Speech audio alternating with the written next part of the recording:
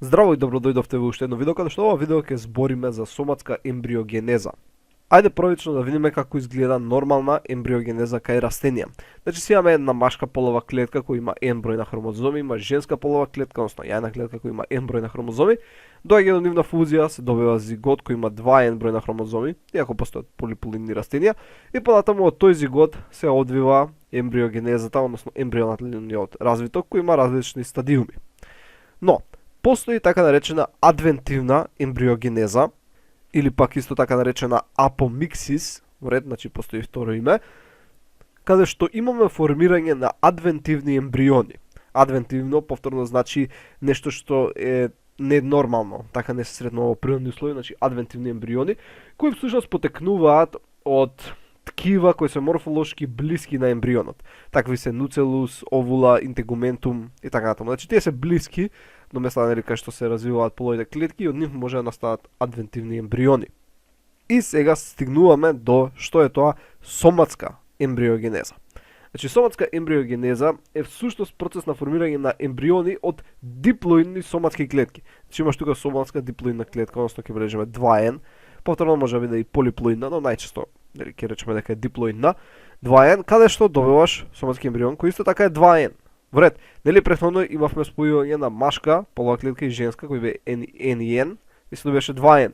Е повдека од 2N, повторно нешто 2N, само што се менува нели структурата, активноста на клетките.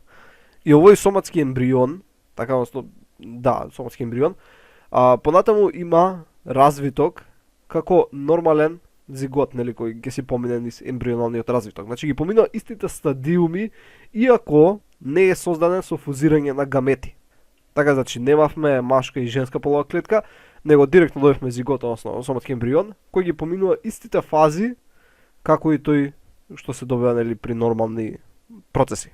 Сега, кога добиваме соматски ембриони во инвитро култура, ги нарекуваме ембриоид. Значи, овие ги нарекуваме во инвитро, бидејќи соматски ембриони се случуваат и во природни услови. Вред. Значи, они може да се случат природно, нели, од лист, од стебло, нормално и во култура можеме ние од лист или стебло да ги направиме, можеме од нутрилус, синергиди, исто можеме од зиготски ембрион да го добиеме ова соматскиот ембрион, односно од овој, така готов кој е 2N, од него можеме да направиме соматски ембрион кој нели исто е 2N. Ова што го имаме тука, така, само што наместо од соматска диплоидна клетка него ќе беше зиготски ембрион и ќе добиевме вакво. Значи можеме и од зиготски ембрион, можеме и од калус, од протопласти, од клеточни суспензии и така натаму. Значи може од многу работи да се добијат соматски ембриони, односно во инвитро култура ги нарекуваме ембриоид, вред. И овие клетки кои понатаму ќе оградат соматскиот ембрион, наликуваат многу на меристемски клетки, имаат голема клеточна активност, имаат многу РНА, бидејќи се создаваат многу протеини и така натаму. И овдека сега ќе видиме некои микрофотографии, односно хистолошки препарати како тоа изгледа. Ева ќе го поместиме ова. Имаме, значи, нормално ткиво од кое гледаме овдека се појавило, со црвена боја ќе земам, ко структура. Така, од клетките кои се соматски. Овие тука се соматски клетки кои раат одредено ткиво и се развива ембрион, соматски ембрион. Вред. Гледаме тука други слики, така 1, 2, 3 и така. Но и после тие може да се откачат од останатото ткиво. Гледате вака тука се развива, има различни структури кои ги видиме. Вред, значи на тој начин изгледа. Ево вака. Океј. Значи тоа се соматски ембриони. Ембриони кои настануваат од соматските клетки. Значи имаме соматски ембрион од соматски клетки, адвентивен ембрион и зиготски ембрион, односно зигот. Значи разликуваме два типа на соматска ембриогенеза. Првиот е директна соматска ембриогенеза, каде што од примарниот експлантант, ако ќе обележиме, ова е примарен експлантант, одреден лист, на тој лист директно се развиваат соматски ембриони. Така да речеме дека овде вака се развил соматски ембрион. Вред, нема создавање на калусно ткиво. Додека кај индиректна, како што си го имаме листот, така да речеме дека тука вака има повреда, првично се создава калус, значи клеткиве првично дедиференцираат и прават калус, па потоа на овој калус се наоѓаат така наречени детерминирани ембриогени клетки. Така, значи, ќе брежеме со виолетова боја. Тука има некои детерминирани ембриогени клетки и од нив понатаму се развива соматски ембрион. Вред, значи соматски ембрион. Сега, значи ако се развие од површината на калусот, од овие детерминирани ембриогени клетки, се рекува индиректна соматска ембриогенеза, додека ако се развие директно, така од површината на примарниот експлантант, во тој случај е директна соматска ембриогенеза. Сега ќе разгледаме како оди развитокот на соматски ембриони, но првично да спомнеме дека постојат две групи на клетки кои имаат способност за индукција на соматска ембриогенеза. Тие кои се претходно детерминирани ембриогени клетки, кои се наоѓаат во ембрионално ткиво, така што од зиготски ембрион да добиеш соматски ембрион, и тоа се случува без стимулација, и тие кои се индуцирано детерминирани ембриогени клетки. Односно треба да бидат стимулирани од фитохормони. И вакви се тие кои се во калусот. Така, значи главно во калусот разликуваме клетки кои се вакви големи вакуализирани, така кои се поврзани со плазмодезми, но ги имаме овие мали клетки кои се со големо јадро, густа цитоплазма, кои немаат плазмодезми, и главно од нив произлегува, нели, создавањето на соматски ембрион, но треба да бидат индуцирани од фитохормони. Сега може да бидат фитохормони кои се екзогено аплицирани или пак ендогени фитохормони, но сепак мора да има потикнување за формирање на соматски ембриони, да може тоа спонтано да се случи. Ајде да ги видиме фазите на соматска ембриогенеза. Главно ќе ги поделиме на 4, тоа е глобуларна, па срце фаза, така, пак имаме торпедо фаза и на крај имаме котиледонска или пак фаза на матурација се нарекува. Во ред, сега да видиме подетално како иде се тоа. Првично имаме соматска клетка. Оваа соматска клетка е всушност можеби оваа овдека од калусот, така, или пак соматска клетка од друг експлантант, не е битно, која ќе започне да се дели. Во ред, ќе се направат две клетки, ќе се направат после 3 клетки и така натаму. Каде што горната ќе се подели 2 пати, долната не, затоа се добиваат 3. Каде што оваа долната се нарекува базална, додека оваа горната се нарекува апикална. Во ред. А од оваа најдолнава клетка, виолетовата, вакуалирината, ќе се добие понатаму една структура која се нарекува суспензор. Во ред, или суспензор, или пак има уште едно име која се нарекува проембрионална маса на клетки.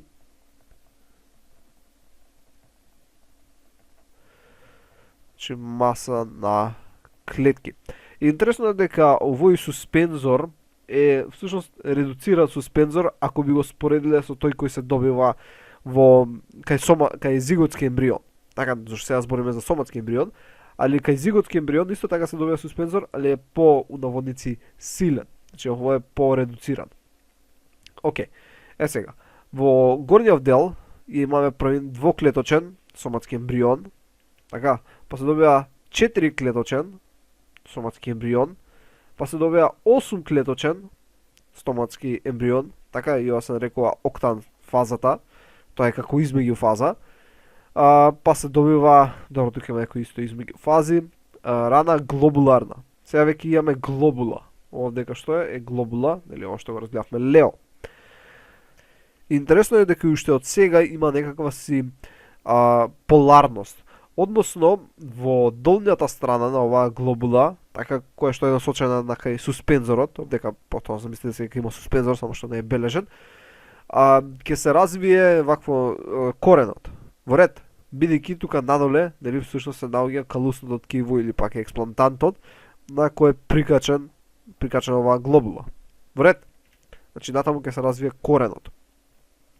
И оваа глобула понатаму поминува низ фази, средно глобуларна фаза, транзициона фаза, па поминува во срце фаза, каде што во срце фаза имаме 4 делови кои се како меристеми, односно прфативаме која си биполарна структура, каде што дека во овие два краја, всушност ќе има меристеми за развиток на котиледони, тука дека да има меристем за развиток на стебло, а во долната страна има меристем за развиток на корен.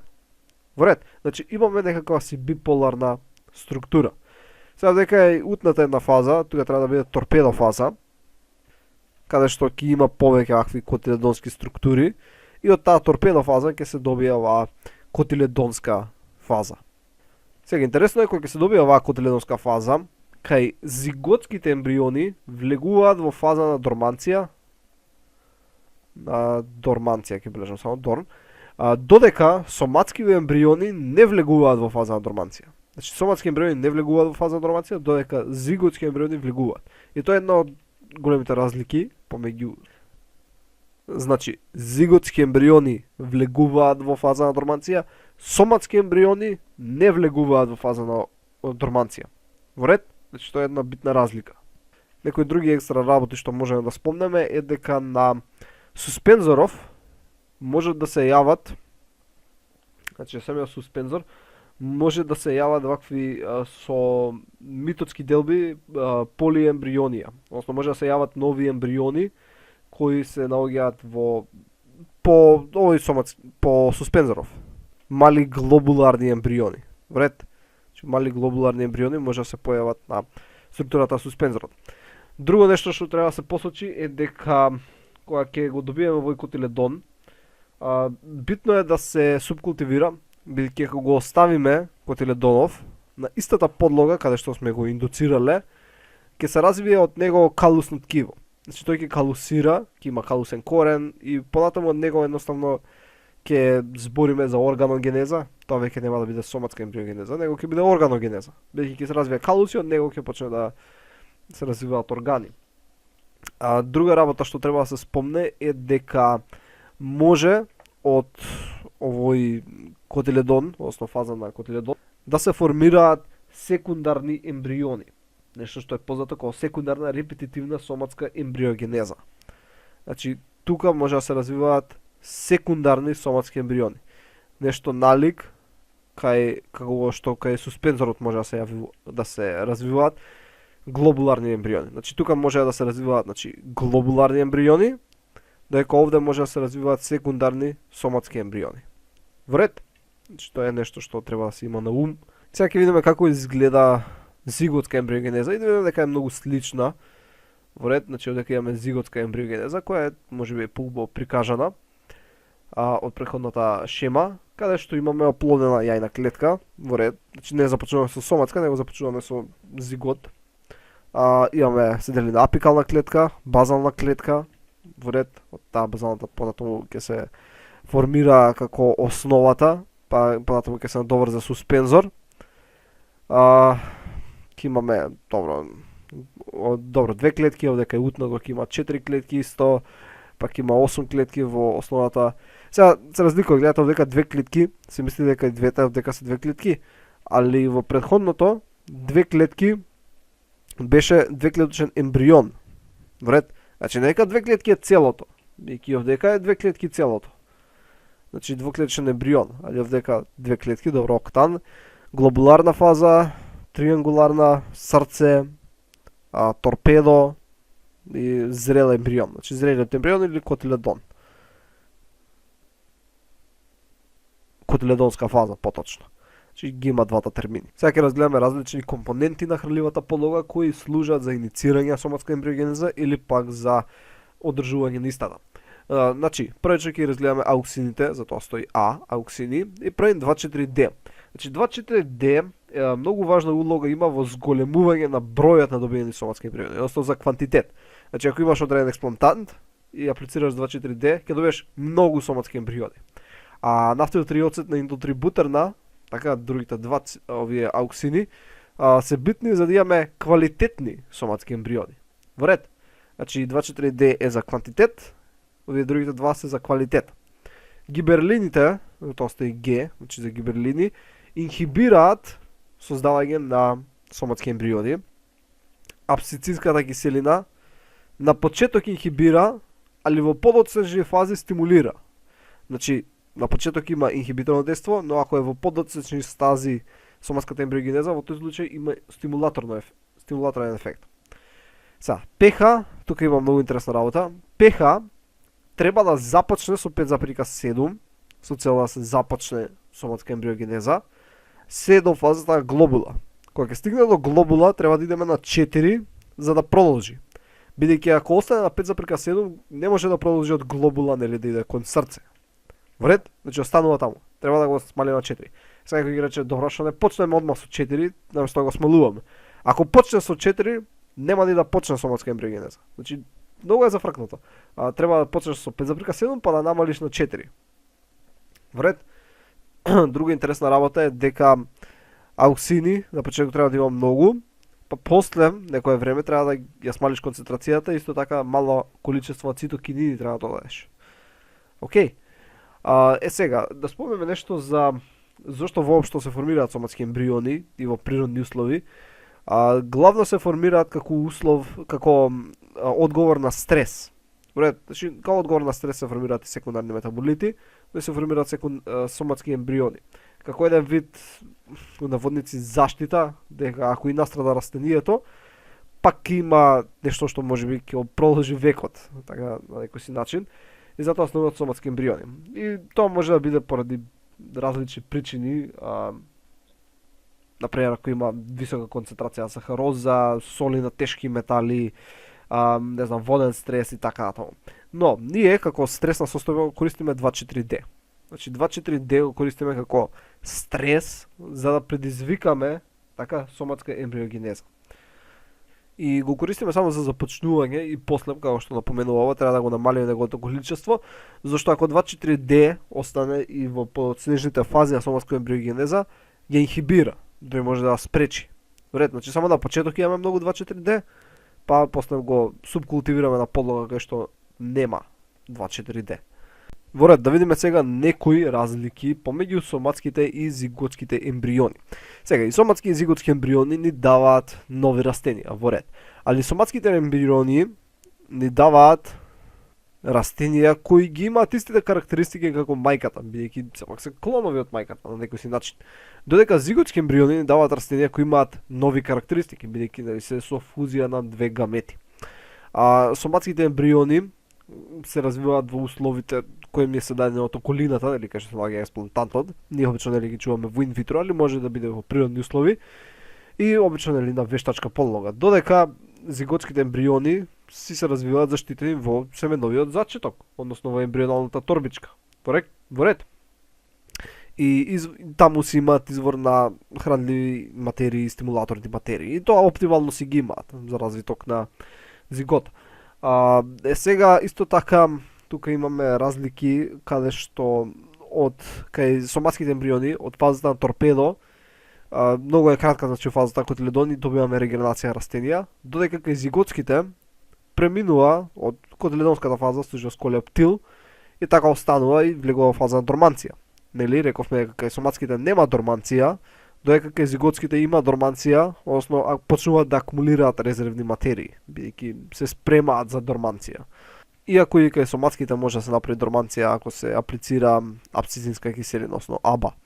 Но тоа не ни е толку битно.